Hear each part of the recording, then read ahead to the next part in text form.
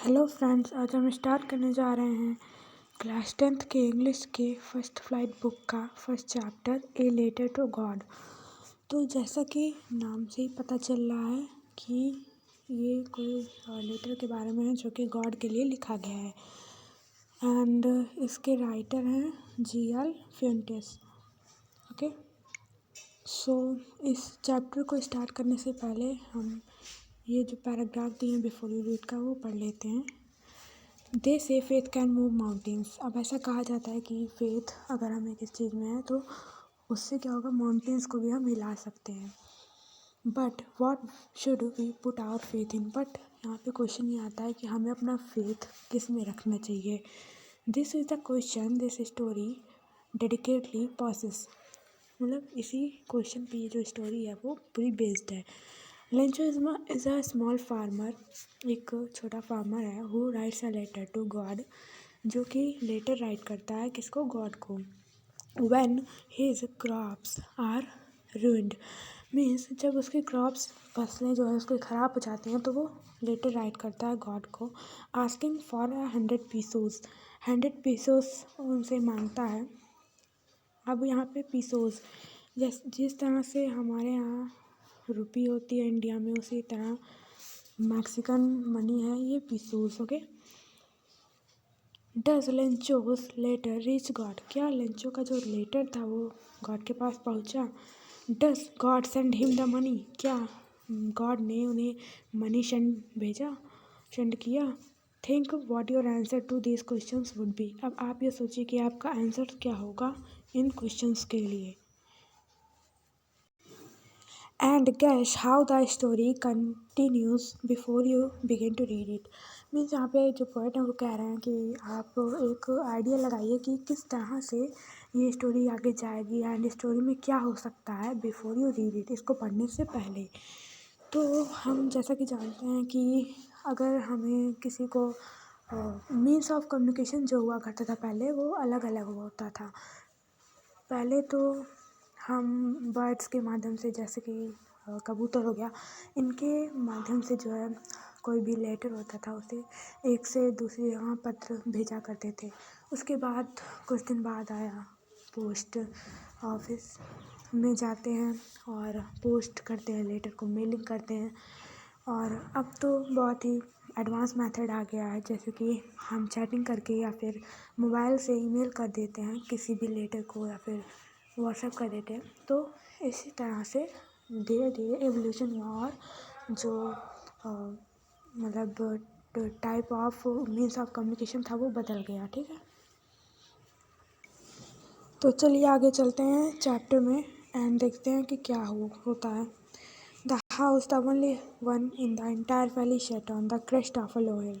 इसमें हाउस यानी कि लंचो के हाउस के बारे में बताया गया है कि वो अकेला घर था इन द एंटायर वैली, पूरी वैली में। अब वैली किसे बोलेंगे, वैली एक लो एरिया होता है, अ लो एरिया बिटवीन हिल्स, दो हिल्स के बीच में जो एक लो एरिया होता है उसी को वैली बोलते हैं।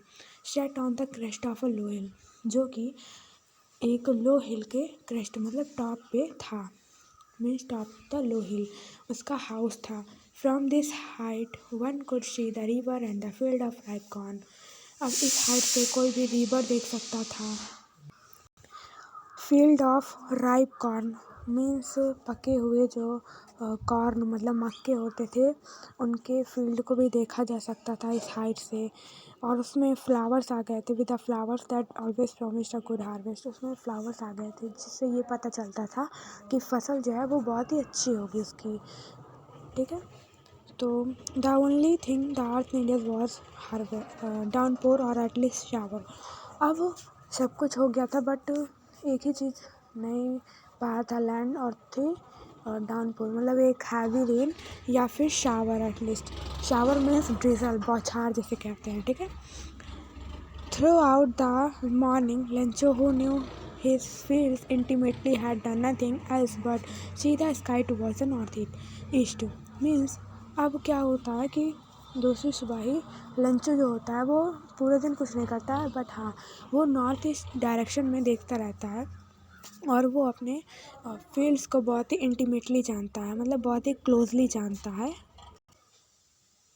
उसने सुबह से कुछ नहीं किया और वो नॉर्थ ईस्ट डायरेक्शन में ही देखता रह गया सुबह से, ठीक है।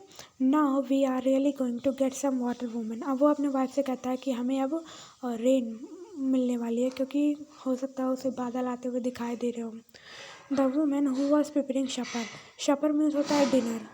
जो वुमेन शपर प्रिपेयर कर रही थी उसने रिप्लाई किया, येस गॉड विलिंग, मतलब अगर भगवान ने चाहा तो ऐसा ज़रूर होगा। The older boys were working in the field, अब जो उसके बड़े बेटे थे वो वर्क कर रहे थे, काम कर रहे थे फील्ड में। While the smaller one were playing near the house until the woman called to them all. Means जो उसके बड़े बेटे थे वो फील्ड में वर्क कर रहे थे और जो छोटे बच्चे थे वो खेल रहे थे घर के पास ही उनके, जब तक उनके मदर ने उनको खाने के लिए नहीं बुलाया। कम फॉर डिनर, अब वो बुलाते हैं कि डिनर के लिए आओ। It was during the meal just as Lencho predicted.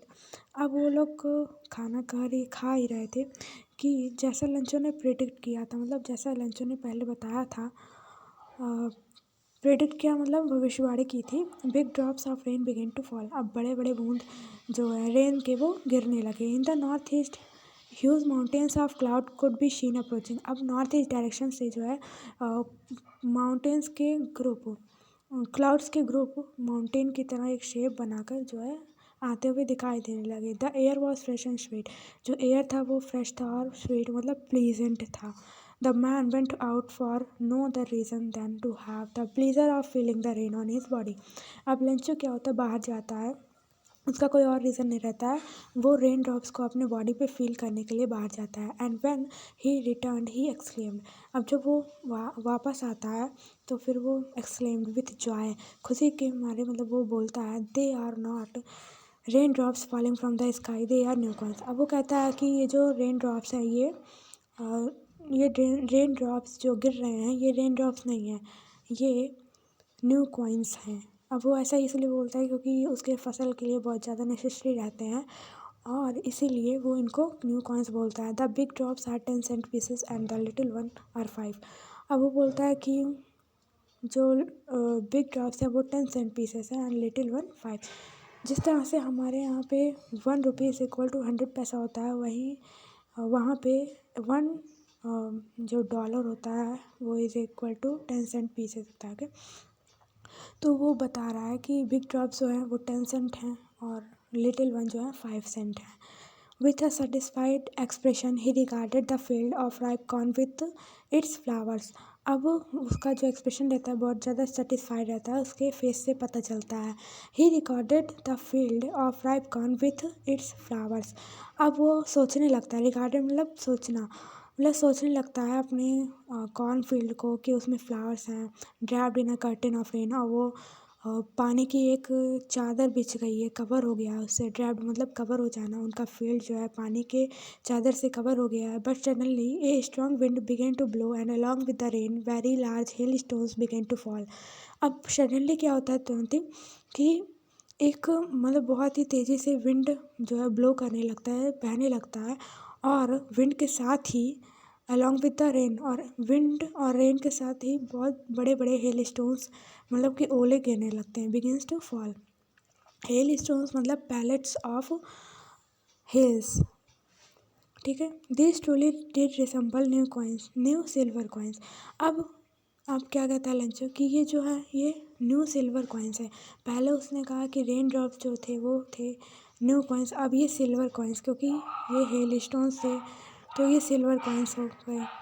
The boys exposing themselves to the rain ran out to collect the frozen pearls. अब जो मतलब बच्चे थे उनके वो रेन में जाते हैं, जिस तरह हम लोग कलेक्ट करते हैं बर्फ़ के टुकड़े, उसी तरह वो लोग भी उसे कलेक्ट करने लगे। फ्रोजन पर्ल्स मीन्स वो वाइट था मोती की तरह एंड बर्फ़ का था, इसलिए उसको फ्रोजन पर्ल्स उन्होंने कहा उनके बच्चों ने। It was really getting it is really getting bad now exclaim the man. अब लंचो कहा कि अब ये बहुत बुरा हो रहा है। विथ सैडनेस उसने कहा, I hope it passes quickly. वो उसने सोचा था कि ये जो हेल स्टोन्स हैं ये जल्दी ही पास हो जाएंगे। It did not pass quickly, अब ये जल्दी पास नहीं हुए। For an hour the hail rained on the house, the garden, the hillside, the cornfield, on the whole valley. अब 1 घंटे तक क्या होता है कि हेल जो है वो गिरता रहता है हाउस पे, गार्डन, हिल साइड, कॉर्नफील्ड, पूरे वैली में जो है गिरता रहता है. The field was white as if covered with salt. अब फील्ड पूरा जो वाइट हो गया. अब ऐसा लग रहा था जैसे ये शाल्ट मतलब नमक से कवर हो गया हो. अब जो फील्ड था पूरा वाइट हो गया था, ऐसा लग रहा था जैसे साल्ट से कवर हो गया है, नमक से कवर हो गया है. ओके, मतलब यहाँ पे जो पोएट है वो एक नेगेटिव अब मतलब वे देना चाहते हैं यहाँ पे, इसलिए उन्होंने साल्ट से कंपैरिजन किया है. Not a leaf remained on the trees. अब यहाँ पे लंच कहता है कि एक भी मतलब पत्ती जो है ट्री पे नहीं बची थी. The corn was totally destroyed. जो उनके कॉर्न था उनका वो पूरा डिस्ट्रॉय हो चुका था. The flowers were gone from the plants. जो फ्लावर्स आए थे जो एक गुड हार्वेस्ट का प्रॉमिस कर रहे थे वो सब पूरे डिस्ट्रॉय हो चुके थे. Lencho's soul was filled with sadness. अब ये तो ऑब्वियसली मतलब कॉमन है कि किसी भी फार्मर का अगर क्रॉप डिस्ट्रॉय हो जाए तो उसका जो सोल है वो सैडनेस से तो भर ही जाएगा. तो यही वो बताया गया है. When the storm had passed. अब जब स्टॉर्म चला जाता है, he stood in the middle of the field and said to his son. वो देखिए यहाँ पे वो अपने फील्ड के बीच में खड़ा है और वो अपने बेटों से बोलता है कि a plague of locust would have left more than this. अब प्लेग ऑफ लोकस्ट का यहाँ पे मीनिंग समझते हैं. Okay, so plague of locust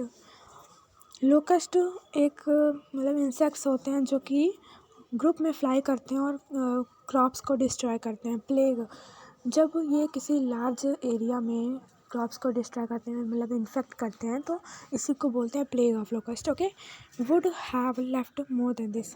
यहाँ पे कहता है कि अगर प्लेग ऑफ लोकस्ट अटैक किए होते तो इससे भी क्या होता कि वो ज़्यादा ही छोड़ जाते. बट जो हेल था उसने कुछ नहीं छोड़ा था. Hail has left nothing. This year we will have no corn. इस साल हमारा जो कॉर्न है पूरा डिस्ट्रॉय हो गया है और हमारे पास कोई कॉर्न नहीं है. That night was a sorrowful one. अब यहाँ पे वो जो रात रहती है वो लंचों के लिए और सबके लिए बहुत ज़्यादा शॉरफुल रहती है. All our work for nothing. अब वो कहता है कि हमने जितनी मेहनत की सब कुछ मतलब पूरा डिस्ट्रॉय हो गया हमारा कॉर्न और हमारा मेहनत जो था वो बेकार हो गया. There is no one who can help us. अब वो कहता है कि यहाँ पे ऐसा कोई नहीं है जो हमारी हेल्प कर सके.